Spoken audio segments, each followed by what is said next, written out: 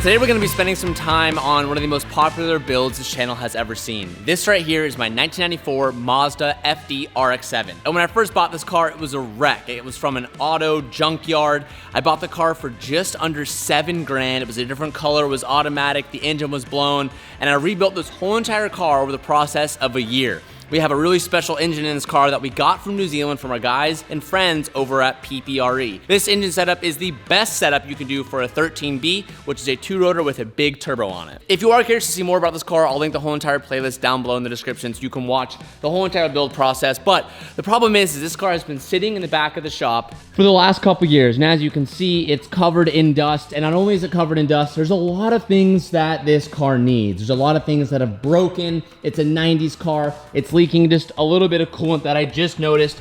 I couldn't even tell you the last time I changed the oil on this car, so it's time to do a little revival. It's time to give this thing a little bit of love, and I know that you guys love this car as much as I do. So sit back, enjoy today's video where we restore the RX-7. It has been so long since I've seen this car out from underneath that rack. Anything underneath this car is a surprise. Spiders, raccoons, possums, TJ's mom, I don't know what could be underneath here. Hey, my mom? There was at one point I found a rat's nest in this car.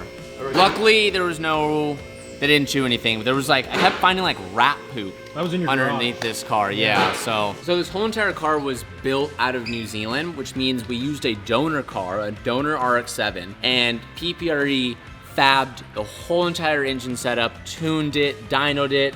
They did everything. We even drove it in a shell, and they boxed up the whole entire drivetrain and sent it here. So a lot of it, so the whole entire V-mount setup, the cooling setup, all of this stuff was done by them, which is really cool. It just tripped on It just chipped in your face? Why is this peeing on me? I couldn't tell you the last time this thing ever got an oil change. And it being a rotary, that's a scary statement to say. Keep them coming. Keep them coming. That's Black Widows. Oh, hey, oh. She's beautiful, dude. Oh, son of a dude. That coming from the T4? Yeah. Oh. Well, okay, keep in mind too that it's a rotary. Yeah. We're using premix oil in our fuel, so excess oil from turbo back isn't unexpected on this setup. Yeah. We're running a lot of oil in our fuel.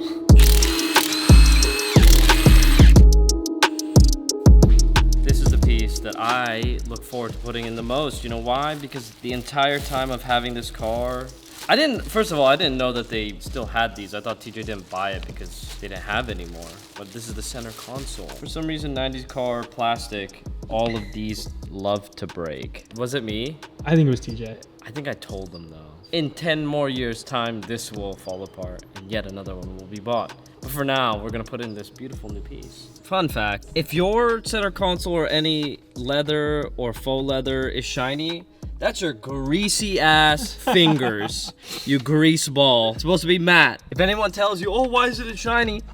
Ew. So as you can see, all of the bits that hold that in, that's these buttons, gone. It's just not happy here. I can just pull it out. Oh my god. Already attempted a fix, but it cracked. Another attempt, big crack. That one's just not even, an attempt was made. All of it's bad. All of this is absolutely mashed. Pretty sure you installed that back in the day. Pretty sure it was you. Remember when you exploded my center vent? Remember when you did that? You did that. You physically did it. Here's what I think happened. I think Calvin felt so bad, I told him I would take the blame on it, and we faked that whole clip. It was really Calvin. But it's okay, it's in the past. Revival, baby, bringing her back.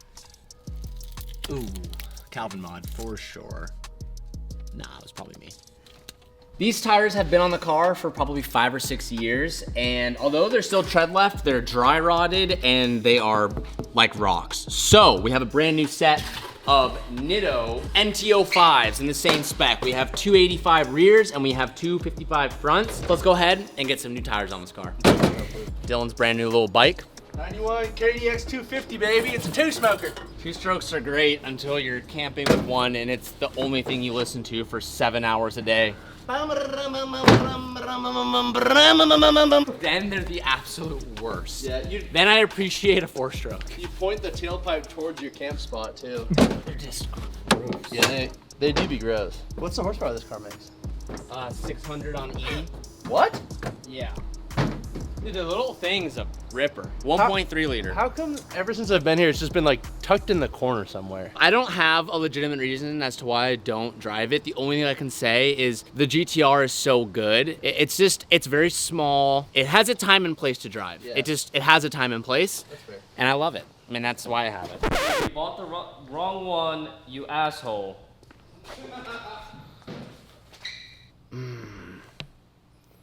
It's for right-hand drive. I swear I looked.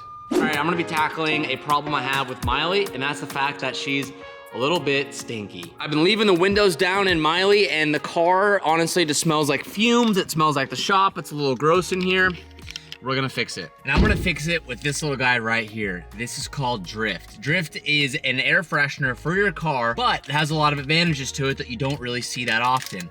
And that's the fact that this guy is made out of essential and natural oils, so there's no chemicals to add. Wow, this smells amazing. There's no, oh my gosh, kind of smells like Christmas. It's a mix of Christmas and a mix of Calvin's house. Calvin's house always smelled like apples. Kind of a good vibe. But this little guy right here is made from natural essential oils to give a clean vibe rather than the chemical vibe that you get with other air fresheners. This smells so good. So this looks like a little block of wood, but let me show you how to use it. It comes with this metal clip. All you do is you put it on your visor, and then it is magnetized so it just sits properly on the clip. Oh my God, it actually smells fire. So you attach this guy right here, get your Drift, and it just hangs there. Their products range from anywhere from $9 to $15 if you want to buy it individually, but you can also get on a monthly subscription plan. And with this plan, you'll get one clip, and every month they have new scents that they can send you because each thing will last about 30 days. So every month you get a new scent and you can enjoy it, you can switch, you can stay to the same one. That's all up to you. Drift is all about sustainability and being eco-friendly and using things that are not harmful to the body, which I'm all about. And Drift gave me a promo code TJ Hunt, and if you use that, you will get up to 55% off at checkout. Or you can just scan the QR code on screen and you'll be ready to rip. For those interested, this is the apple orchard flavor, and I rate it a 10 out of 10. But if you don't take my word for it, let's go get a vibe check from everyone else and see what they think. Smell it. Oh, wait. Can I have that? Wait, I'm serious. It's for me. I'm serious. You want it? Oh, that's really nice. It literally smells like So your nice. house and Christmas combined. Yeah, no, it's really nice. It's all natural oils and stuff. Oh, for It's real? actually amazing. Sniff test. Christmas. Right? Yeah, good, really good. Oh, you like dragged it and I can smell it. Oh my gosh. Use promo code TJ Hunt. You can get 55% off, or to scan the QR code down below. Highly recommend it. They're amazing. Thank you so much to Drift for sponsoring today's video and giving us a great smell. And now let's get back to it. Well, first disappointing part of this video. This is the wrong cover. They might look very similar, they're actually not. This is a right-hand drive, this is a left-hand drive, and they actually are slightly different on the e-brake area and the button areas. The thing is with RX-7s is RX-7s are so difficult to buy parts for, specifically interior parts. Left-hand drive is very difficult. Right-hand drive, pretty easy. A lot more right-hand drives were made than left-hand drives. So when it comes to buying them, there's not a lot of stuff, which is why we're not replacing the whole entire interior. And when I was shopping, almost every time, thought I found the right part, but it ended up being a right-hand drive, and I had to be like, nope, wrong, gotta find a left-hand drive. Looks like I made that mistake here, but until we source another one, we're actually going to be trying to save this. Although we've already tried to save it once, we're more talented now, we have experience with Tinker, we should know how to handle this whole entire project. So we're gonna start re-gluing all of these pegs back, and we're gonna try to get this to work. And while Calvin is doing that, I'm gonna move on to the part I probably hate most about this interior, and that is door cards. And as many of you guys know, door cards in RX-7s are very, very fragile. Some of you guys will remember a very famous clip of Sabrina and I going to drive this car, and she went to yank this handle, and she actually just tore it in half. Now, I've fixed it since, but one thing that has always bothered me are these little cubbies. These little cubbies right here are where the door latch activates, so you can open the door. And the plastic bezels always crack. So years ago, I replaced them with metal ones, but the metal ones just don't fit that well. And on both sides of the doors, they are loose and clunky and not good. So I was able to source brand new little buckets for the RX-7 for both sides so we can finally fix those doors. It's the small things that add up on an RX-7s because the interiors are really not that great. So let's take apart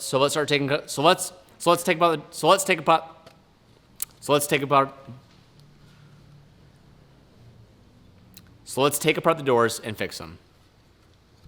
I might leave that one in.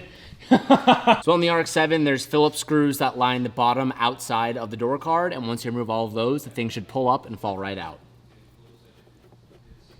You could even. Young blood. Got me wrapped around. That's one very sad entire door card. Before you ask, why aren't you replacing the door card? Because I can't find any. There's none for sale anywhere. A valiant effort was made to fixing this. Little amber epoxy, little oxidation. Trash! That's what that is. I got a new one. Hopefully, it's the right one. Now I question everything. Does it go behind this thing? Oh, it does.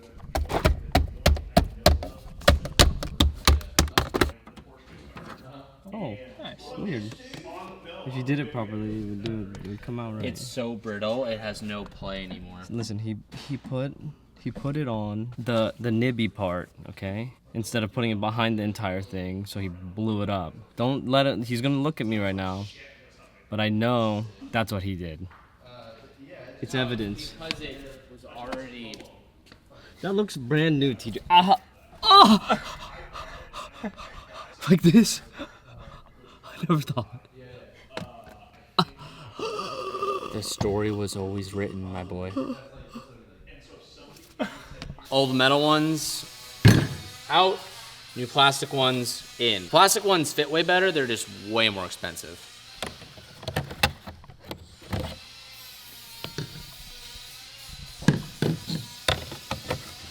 For a second there. I thought so, yeah. For a second there, Yeah. I thought Calvin maybe ordered the wrong ones.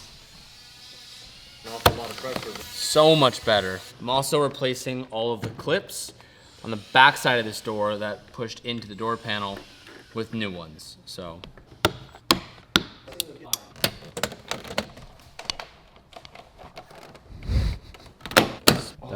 Look at how good that is. That's freaking crazy. That had to come out first. That's crazy.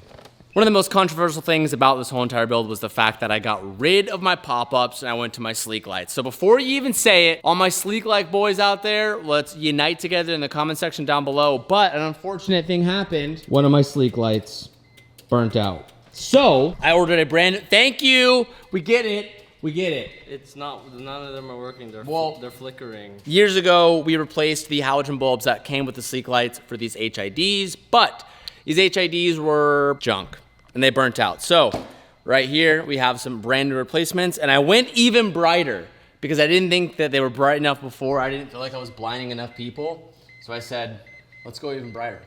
Let me turn that off just for a second. There you go. We were at 40 watt, now we're at 55 watt. Okay, that's rude. Stop doing that. I decided I want to be able to see. All right, these are our new lights. Let's try to not break these. Some zip ties and a little hardware screwdriver. Pretty fancy. Before we install these all the way, I'm gonna do a test fit just to make sure that they work. And shout out to you guys on Instagram, because when I first saw these were burnt out, I didn't know exactly what lights they were. And I reached out to you guys and I got a ton of responses. So if these don't work, it's your fault. Is it on? Yeah, let's go. Woo! Don't recommend you looking into the light. That is bright. Probably can't tell on video, but they're quite a bit brighter than the original one over there. So Cal, if I did my job right, that should, no, don't say oh. Oh, look. Break it or something? I know how. Let me educate you, please. Yes. This is an H11 bulb. H11 is due to the size and how it mounts, you see. Now, this is an H11 attachment style, so this will fit into there. But what they do is they provide you this weather seal adapter. So what we're gonna do is we're going to attach this.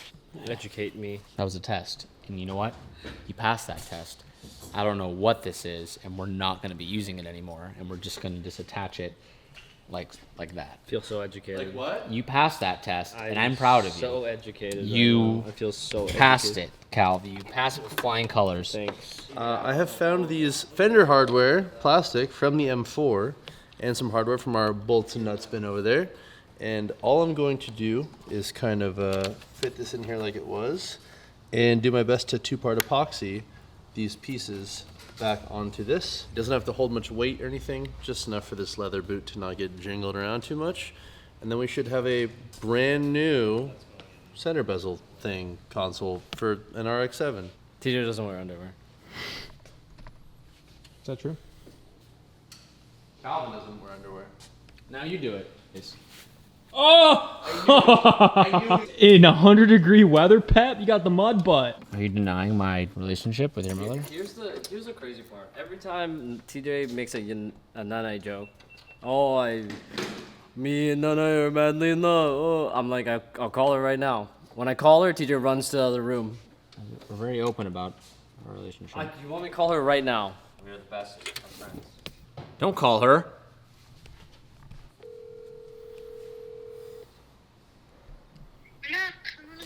Hey Nana, it's TJ. I'm just calling to tell you that I love you and you're beautiful and I hope you have an amazing day. It's my son.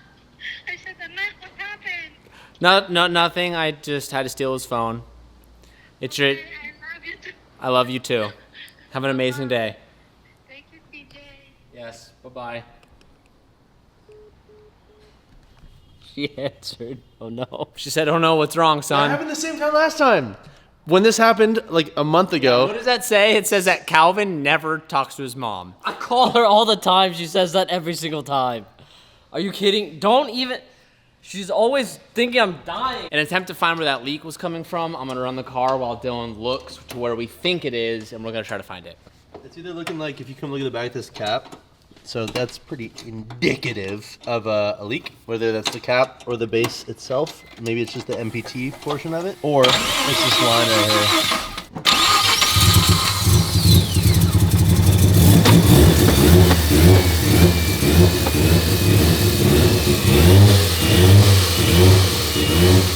Yeah. And then if you chase the drip up, come over here. Yeah.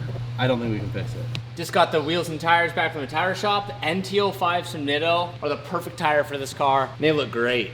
And even with a little bit more meat on the rear with a 285, these look so good. Very, very needed. I got none on my hands. The what? We need the juice pouches, the Valvoline juice pouches. For what? They're not juice, don't drink them. He's not getting the juice. TJ, please get the juice pouches. What? No, I want them for the transmission and the diff that we're about to drain. There's so much room. There's so much room. There's like an entire underneath of this car. For what? To get past me, he has fuel in it. It's very thin. TJ, why is your oil thin? It's not. And it's very hot. Should be. The car was running. This thing is well overdue for oil. So we're going to be doing 2050 VR1. This RX-7 is a pretend race car, so it deserves the race car oil.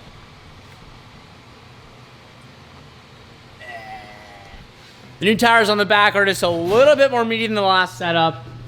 And it looks good, dude. Little beefcakes. It's telling Cal they remind me of his cheeks. Did you do this? What? What does that say? I. What does that say? Read that. What's supposed to be in there? Read this. What's supposed to be in there? What is that? What is that? What is it? What the fuck? What is it?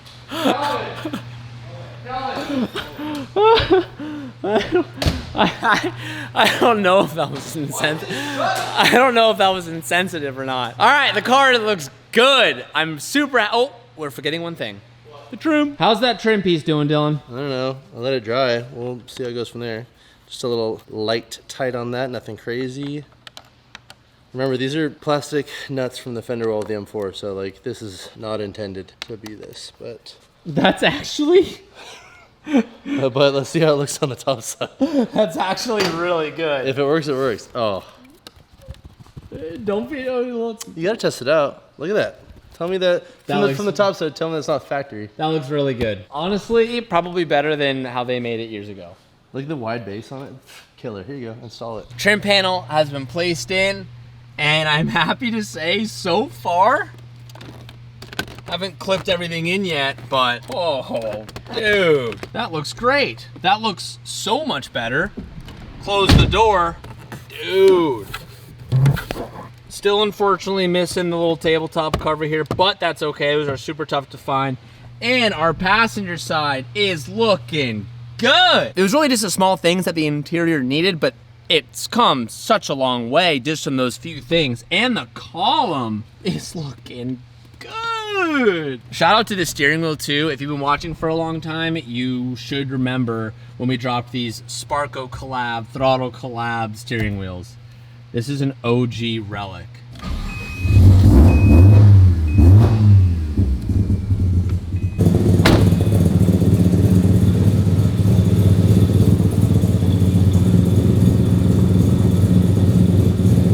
After the wash, the car definitely feels like it's a little bit back to life. This is a car I will never, ever sell. And I truly mean that. One of the main reasons as to why I've never changed the look of this car or have added anything is because I feel like it was a very early on car in the channel, and so many of you guys watched this build happen, and I feel like I have to honor it in its time. It's kind of like Miley. That car just seems to be frozen in time, and this, I feel the same about this car. Now, I wanted to go and drive this to end it and get a bunch of cool footage of that, but I just noticed that the license plate is out of date and the tags are expired. And the last thing that you want to do in California is drive a car like this and then have your tags expired. So I'm not going to drive it, but what I will do is give you guys what you all want, and that is just raw beauty of the Bridgeport on this 13B built by PPRE. So enjoy this, and I'll see you boys in the next video.